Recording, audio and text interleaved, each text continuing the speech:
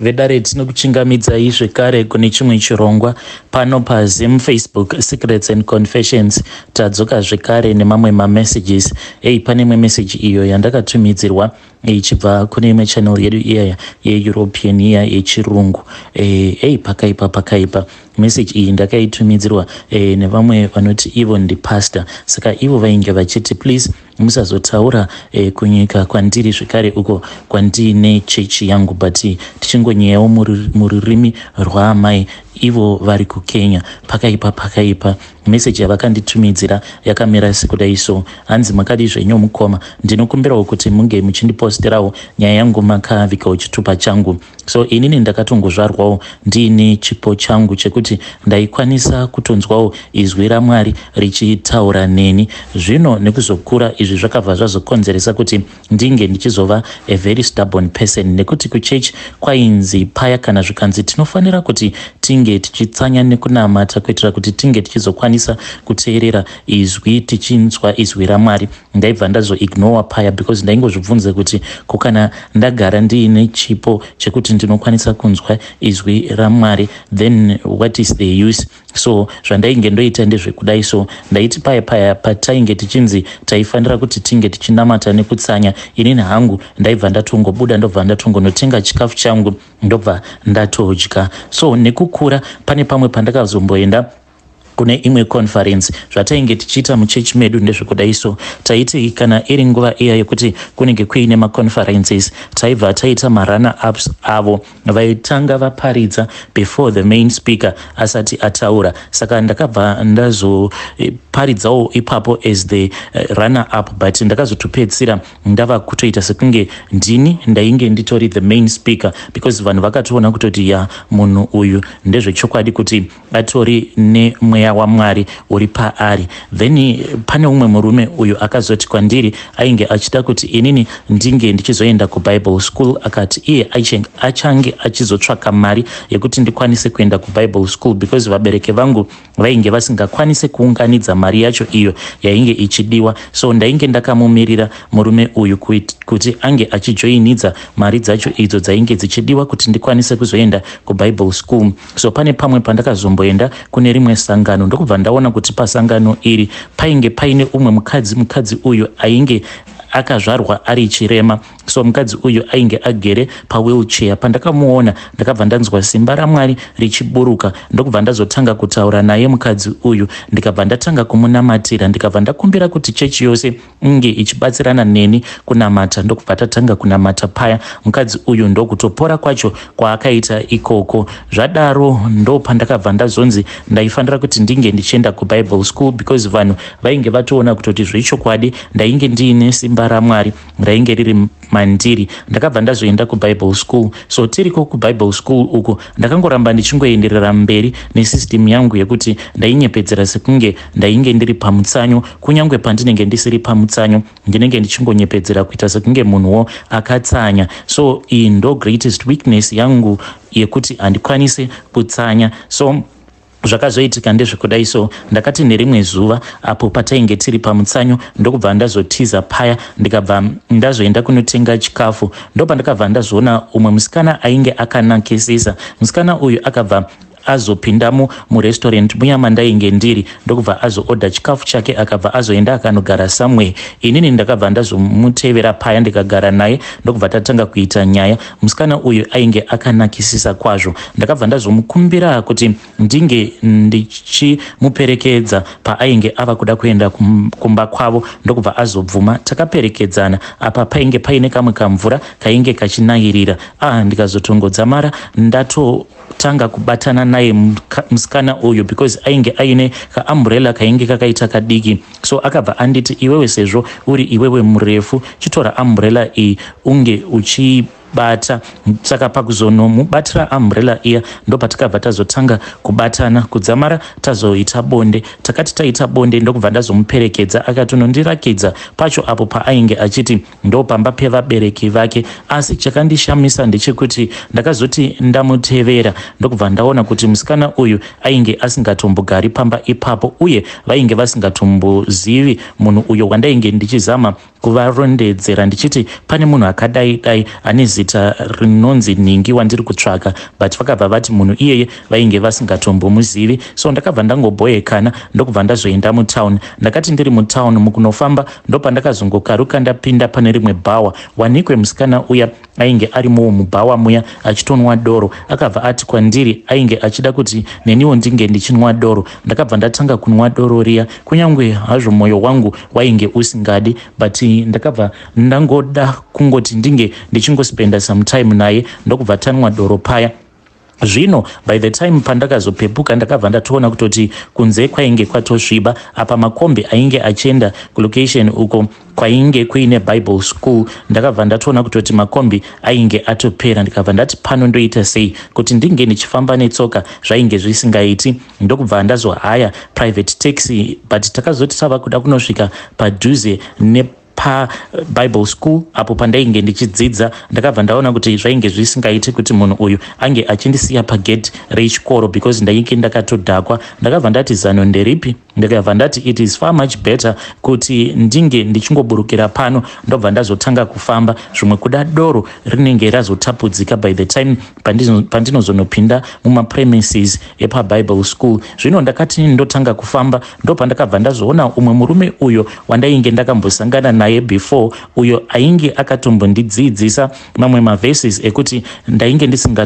ndisingamanzwisisi, but ndikabva ndazotanga kumanzwisisa mushure mekunge ndasangana naye. Asi chandainge ndisingazivi ndechekuti murume uyu wandainge ndambosangana naye ainge atori Satani pachake. So murume uyu zvaakazoita ndezvekuti akabva ati taifanira kuti tinge tichitsvaka pamwe pataifanira kuti tinge tichigara, nekuti ainge aine zvaainge achida kundiudza. Takabva tazotsvaka panzvimbo pamwe pekuti tinge tichigara mumadhaga imomo, even though murume uyu ainge akapfeka sutu yake ye white apa akachena sei.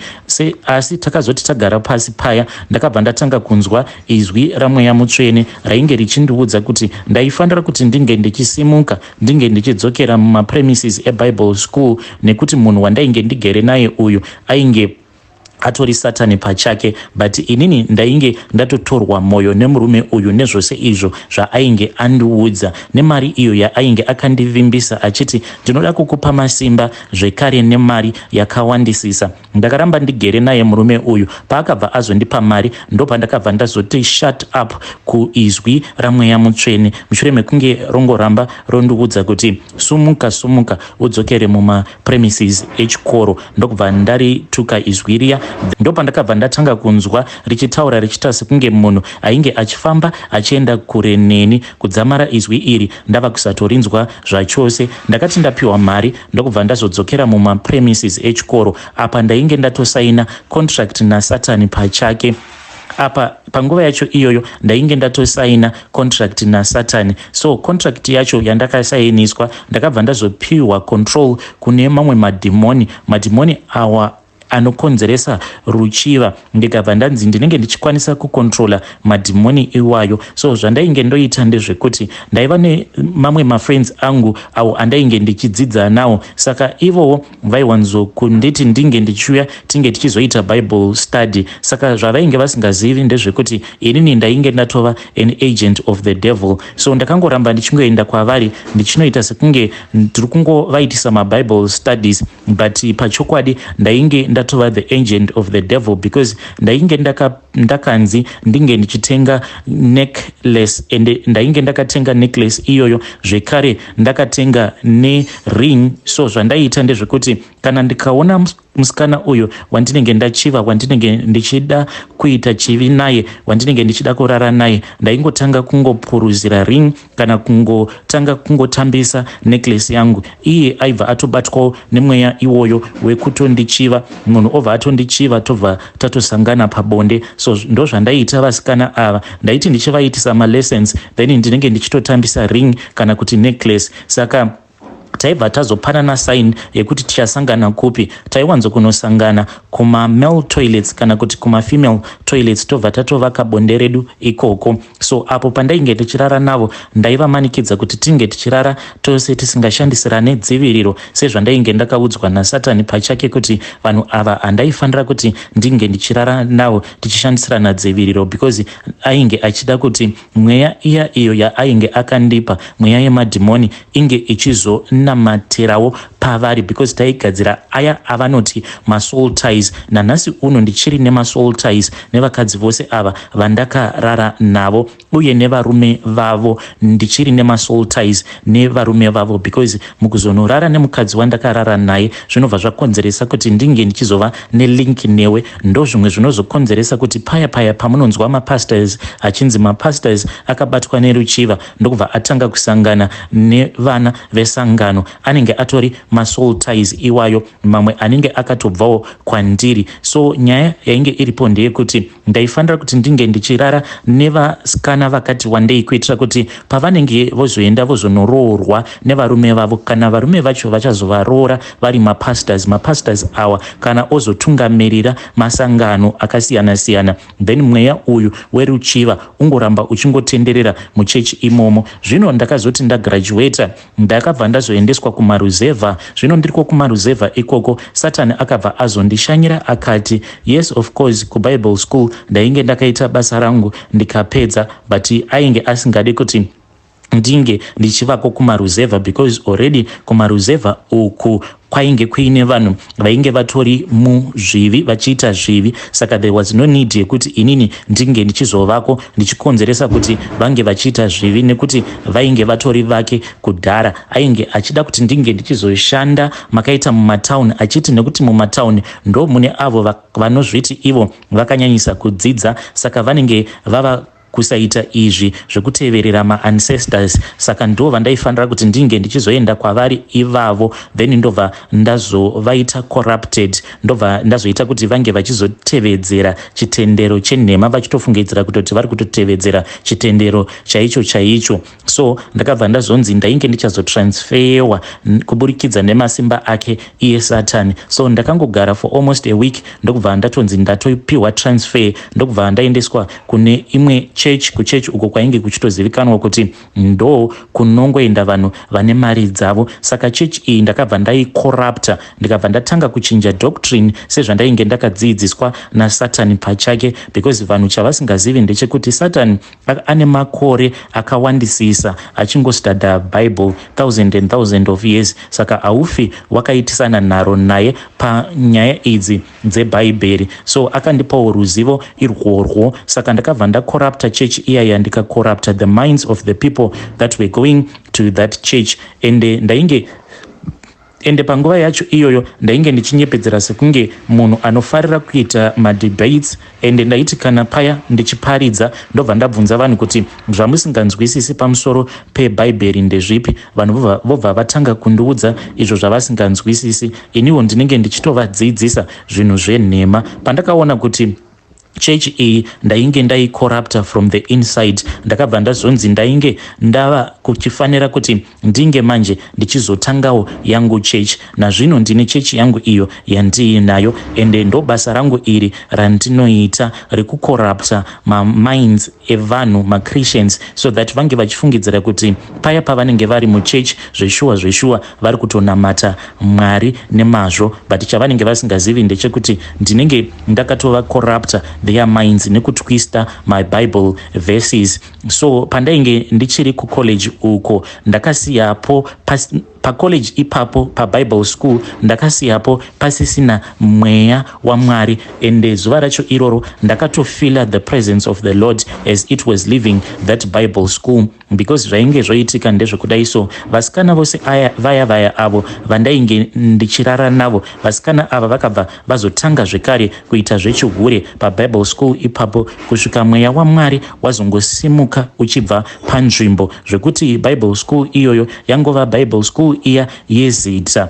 ende ndini ndakakonzeresa kuti ipapo paBible school mweya waMwari unge uchizobva panzvimbo. So iwo ndo confession yangu. So kupiwa kwandakaitwa mari naiye Satani hakusi kunzi mari iyi ndakaipiwa mahara, kunyange zvangu ndichimushandira ndichiita mabasa ose awa nemazvo, but still ndiri kufanira kuti ndinge ndichizobhadhara, because nerimwe zuva achazouya kuzokolekta mweya wangu, but achatanga akolekta mweya wemudzimai wangu. Zvekare vana vangu vaviri ndakaudzwa kuti nerimwe gore pachazoda kuti vana vangu vasikana ava vari vaviri vange vachizofa. Kana vafa then ropa ravo ndo richange richizoiswa paaltar iyo yandakanzi ndinofanira kuti ndinge ndichizoigadzira. So zvose izvi ndakazviita nekuda kwekuti ndainge ndichida masimba, kuti ndinge ndichizova nemasimba. Iwo ndo confession yangu iyi yandiinayo. Nyaya dzacho dzakawanda zvekuti ndinokwanisa kutopedza muswero wese wezuva ndichikuudzai zvinhu zvose izvo zvandakaita nezvandinosangana nazvo. Vedare ndo message iyo yandakatumidzirwa ichibva kuna mukoma vedu avo vari kuti ivo ndi pastor. Zvakangoma hazvo veduwe, hanzi ndakasangana naSatani pandainge ndichiri kuBible school, ende izvi ndo zvandakaudzwa naSatani akanditi kana ukandiitira izvi ndichakupa mari yakawanda, but ziva kuti nerimwe ramazuva ndichazouya ndichizotora mweya wako ende ndichizotora mweya wemukadzi wako, zvekare ndichazodawo ropa revana vako vasikana. Naimi zvazvakangoma hazvo veduwe. Saka yanga iri narration yandakupai iyo, a short narration. Regedzai tibva taenda panyaya yedu inotevera. Nyaya yedu inotevera yakamira sekudai so. Hanzi makadi zvenyu mukoma, ndinokumbirawo kuti munge muchindiposterawo nyaya yangu makavika chitupa changu. Confession yangu yakamira sekudai. Inini hangu ndatofunga kuponda umwewo mudhara, ende mudhara uyu manje akanditorera mukadzi wangu, ende akanditorera mukadzi wangu nedzimwe nzira dzainge dziine hungwaru, kushandisirana hungwaru mukati. Mudhara uyu iye ane zvimatuckshop zvake kulocation kunoku kwandinogara.